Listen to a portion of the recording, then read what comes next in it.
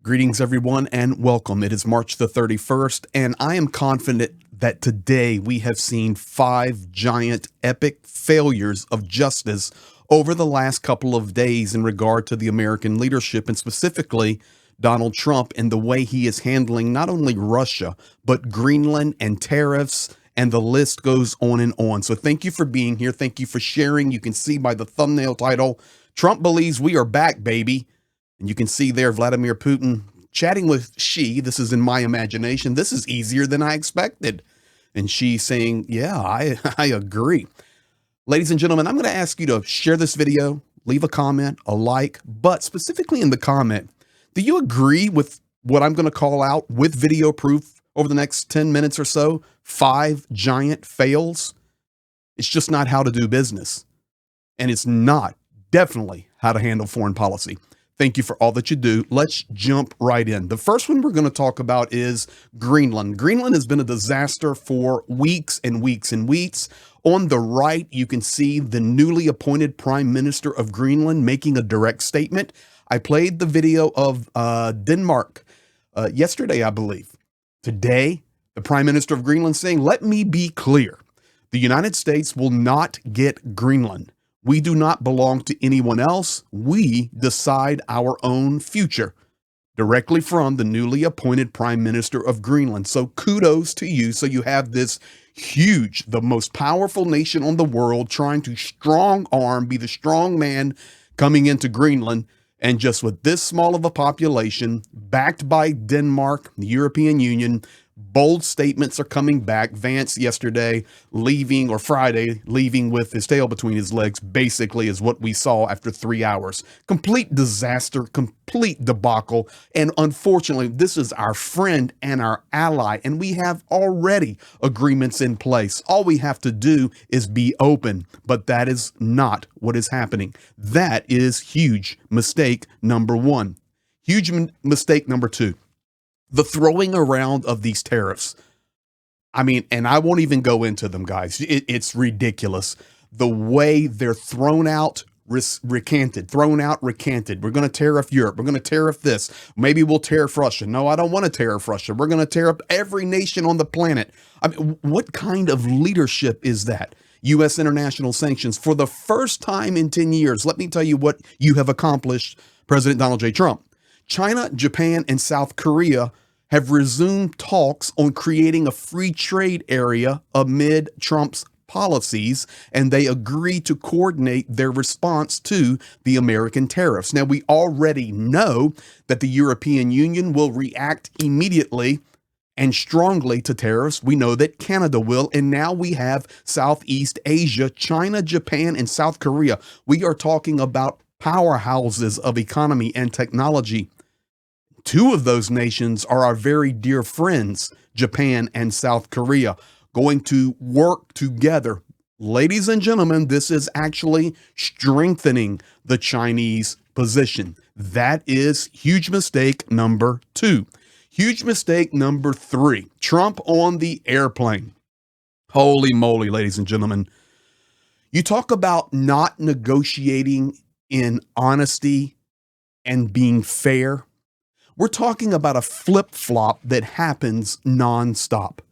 First of all, for at least a month, we have heard that the mineral deal is going to be signed. The mineral deal is going to be signed. The mineral deal is going to be signed. And over the last couple of days, it has come clear that the mineral deal that the United States sent to Ukraine was basically nothing but that of a slave and a victim of rape, where it's basically as if the United States was at war with Ukraine, and Ukraine is having to pay war reparations back to the United States. It is an absolute tragedy and a disaster.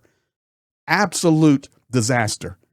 On the airplane, coming back to D.C., I guess after playing some golf, this is what Trump said about Zelensky backing out of the mineral deal. Zelensky, by the way, I see he's trying to back out of the rare earth deal. And if he does that, he's got some problems, big problems. We made a deal on rare earth, and now he's saying, well, you know, I want to renegotiate the deal. He wants to be a member of NATO. Well, he was never going to be a member of NATO. He understands that. So if he's looking to renegotiate the deal, he's got big problems. If he's looking to renegotiate the deal, then he's got big problems. That is called a strong arm, strong man, and a bully. That is an absolute disaster of foreign policy ranting out of your mouth on Air Force One. Of course, Zelensky is hearing this. Of course, the rest of the world is hearing this. Zelensky's the bad guy. He's reneging on the deal. Well, let's talk about this for a moment. Let's take it to another deal.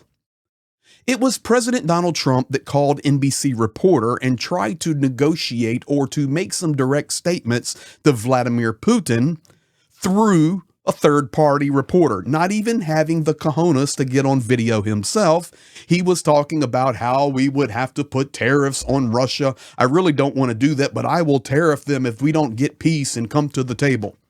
In fact, I quote, frankly, I wouldn't want to impose secondary tariffs on Russia, but I will definitely impose them on Venezuela and everyone who fooled the United States. Directly from Trump. Now, here's what's interesting. It was President Trump who called the NBC reporter, and then 12 hours later, I actually sent the tweet to Professor Gertis. He was going back. He goes, what is going on? This is madness. I'm delving into this. Trump, 12 hours later, after calling NBC to let them be his third-party negotiator, because I guess he's scared to go eyeball to eyeball with Putin on Tough Talk, he goes off declaring that NBC News is fake news. Okay, you guys have seen this, I'm sure, but the reality is this.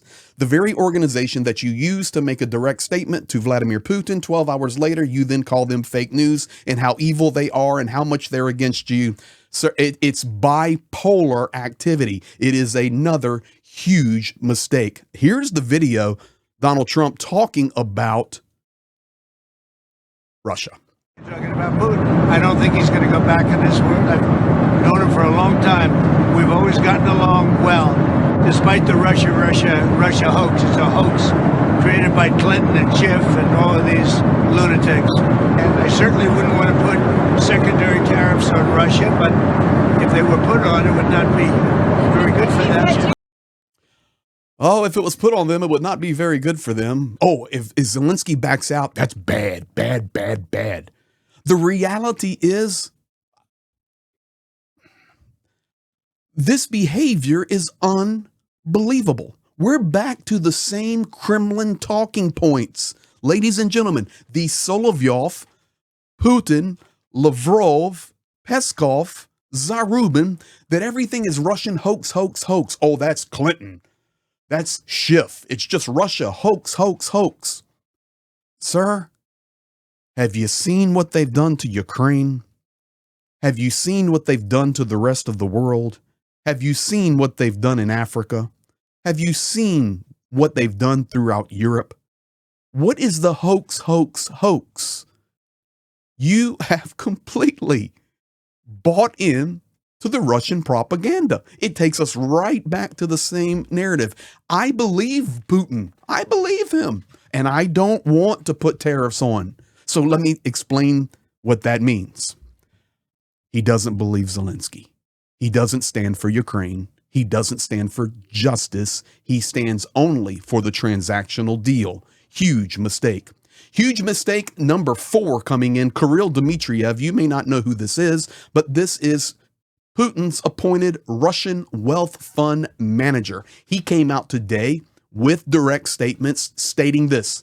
The United States and Russia began discussions on rare earth minerals, direct from Kirill Dmitriev.